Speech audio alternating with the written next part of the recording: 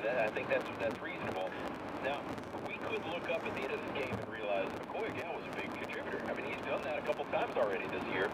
We could look up at the end of this game and think, wow, Nick Richards had a great game in this thing. Those two guys could have good games, but most likely it's going to be Enoch and Williams. And you've got to look at what we've seen so far. And most likely it's going to be Travis and Washington. And Washington worries me a ton with his ability to pass effectively. Travis worries me a ton with his ability to get defensive rebounds, offensive rebounds, and put back. I mean, those guys, their rebounding presence is going to be a major factor in this game. And that's my biggest concern with this game, is that they're just going to sit down there and play volleyball with the ball and get offensive rebounds and put them back in. And Louisville's not going to be able to effectively end a Kentucky possession. Yeah, it does scare me too. And you can ask our former coach and former player, David Padgett, about that quick whistle and getting in trouble right away. And like you said, not a lot of depth in that position for the Cards. P.J. Washington now, yes, he is athletic, he's explosive, but he's inconsistent.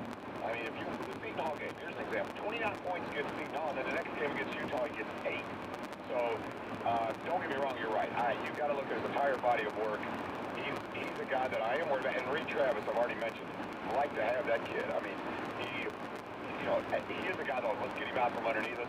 Have the league take him out a little bit, make him play some perimeter defense. But down low, as far as his, post moves and his ability to see the court well, and if the defense collapses, you're right. He's really good at kicking it out. Yeah, that's a real advantage. He plays angles really well. That does bother me a bit. Now, Malik has been improving, as we said, defensively. We've heard Coach Mike talk about that, and it's pretty visible that he's starting to get a better understanding of that pipeline defense and the toughness factor that is needed down there defending the rim. So, yeah, I'm not perfectly comfortable with that. That one's hard for me to, that's hard for me to paint that pretty. That's a concern. That's a concern. It absolutely is a concern. I don't know how, I'm not sure how Chris Mack is going to combat that. I think part of it is he's going to preach to all of his guys that we all have to rebound. Everybody has to rebound. 1 through 5, everybody's got to crash the glass.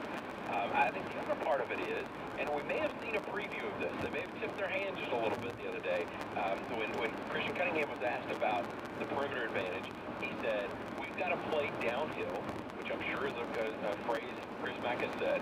We've got to play downhill, we've got to force the issue in the paint, which tells me those guards, Louisville's guards, are going to try to get Kentucky's bigs in foul trouble. They're going to try to get into the paint, force the issue that way. If they can, I think that'd be huge for Louisville. Yeah, I do think he talks a lot about, for instance, Ryan McMahon needed to be stronger when he drives. And we've seen him down there. He is good. He's quick. He's to me, Mike can always make fun of the term. He is, what is it? What does he call it? Deceptively athletic? Or, anyway, when he gets that, he is good in the paint. But it is, you got to go in there with being deliberate and going straight up the goal and not fading away and drawing the foul. Yeah, and I think War is very good at that. I mean, we know Sutton is good at that. I like that point look, don't be attack. Do what you do offensively. Go to the rim hard and force them to foul. I like the whole playing downhill, and you're right. That is so Chris Mack. We heard him talking about, Robert Morris, where we were playing uphill.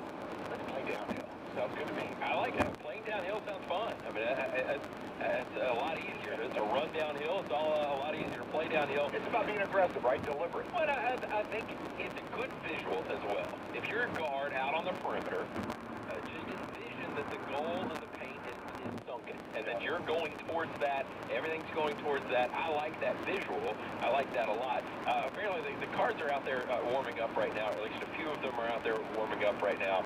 Jordan Warren's out there. I just got video somebody sent me of Okoye Gal is fired up. He's going up and down the sideline saying, let's go, really, really loud. And so that's, I like it. At least a couple of these guys are ready, and it's 2 hours till tip-off. All right, before we go to break, let's talk about that white ice, those uniforms. You like the unis? I do. Here's the trouble. I do. If you notice in the picture, and this is a small issue, because they make them as light as possible and the material as thin as possible, it's kind of see-through. I mean, it's more than a little see-through. And so the issue with that, all these guys wear like undergarments. Okay. There's not We're not going to have the Rick Pitino issue. Yeah, okay. No NC-17 stuff going on.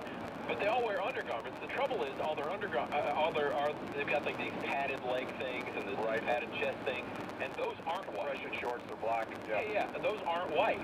And so my fear is that you're going to see like the logos on all the stuff underneath them because the white shows everything. Well, here's the other trouble that I have with it. Go ahead, Howie. White is not slimming. And as a big man, now none of these guys have this issue, of course, but I always think of like football. Al, you're a piece of steel, brother. My issue is in football mostly because they put these linemen, offensive and defensive linemen, in these white uniforms all the time, and they look like Stay Puft Marshmallow Man. They look like one of the Ghostbusters. One of the Ghostbusters didn't clear his head correctly, and here comes big defensive tackle in a white uniform. It just does big men no favors. Now basketball, again, they don't have that issue, but white uniforms, I'm always like, I'd much rather black uniforms. Well, put on your cardinal red. Get to the young.